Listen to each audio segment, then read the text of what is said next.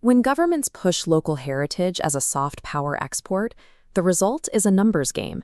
You end up with maximum foot traffic exerting intense physical pressure on sites that were never built for it. This volume-first approach degrades the cultural traditions and fragile ecosystems it relies on to attract visitors. Take the Isan Rocket Festival, or Bun Bung Phai, in Thailand. It is a generations-old rain-making tradition tied to agriculture, weather, and local life. Rather than scaling up the crowds to the point of collapse, there is an operational blueprint designed to heal the region, the Regenerative Cultural Festival. This diagram charts the trade-off.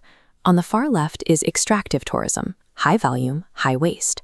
As the model slides to the right, we reach regenerative tourism, which demands low environmental impact but generates higher, longer-lasting economic value. Getting there requires massive logistical effort. Operating on that right side means rural towns must stop competing against one another for crowds and start aligning their operations with global sustainable development goals. True impact power requires moving past marketing hype toward a rigid, region-wide operational restructuring. This map of the Isan region shows the current, flawed layout. These isolated dots represent individual, hyper-local festivals, all competing for the exact same weekend tourist traffic. The proposed input draws lines between them, integrating these fragmented events into a cohesive, region-wide season. Visitors no longer drop in for a single event.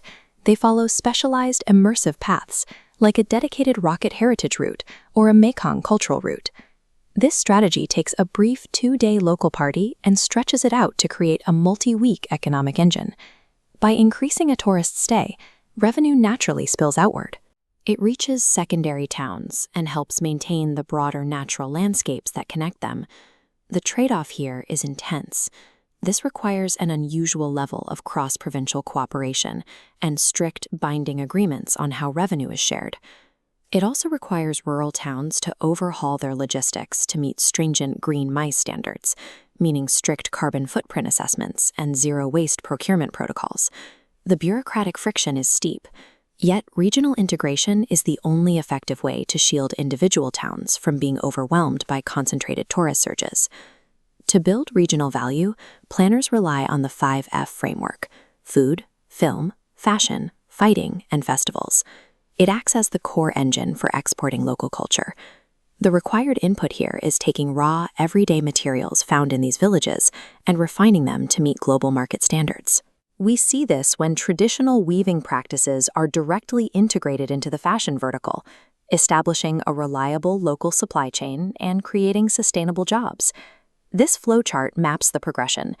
It starts with raw local assets, filters them through the 5F creative economy framework, and points directly to global market access.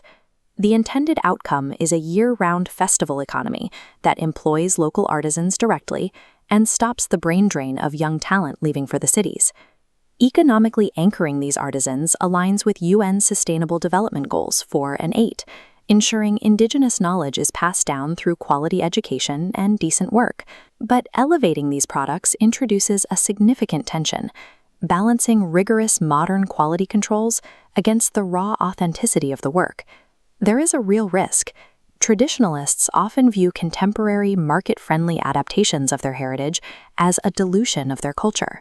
Despite that tension, building a thriving, high-value creative economy remains the strongest defense a rural community has against being hollowed out by mass globalization.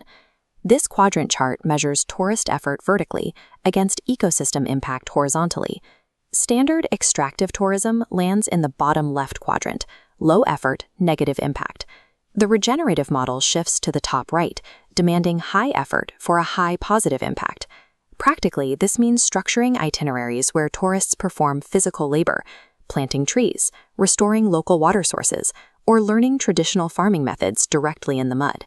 Passive observation is completely replaced by active cultural immersion and participation. Operationally, this acts as a strict filter. It deters passive volume-based tourists, actively driving down overall foot traffic. The region must now completely reorient its marketing to target a niche demographic, travelers willing to expend physical effort during their vacation. Achieving climate resilience and biodiversity goals requires enforcing the ultimate regenerative mandate. Visitors must leave the place better than they found it. Transitioning to a regenerative festival is a complex, high-friction operational reality, rather than a simple marketing campaign. This regenerative readiness scorecard outlines the required baseline. A region needs cross-municipal alignment, green infrastructure, artisan integration, and restorative programming. Regions with strong existing cultural assets and local governments willing to sacrifice raw tourist numbers for high-value travelers are positioned to execute this. Conversely, municipalities looking for a quick cash injection or those lacking the baseline infrastructure to enforce zero-waste standards should avoid this path.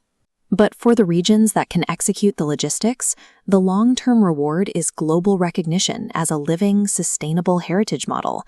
True impact power comes from the operational realization that a thriving, preserved ecosystem functions as the core economic product of the festival.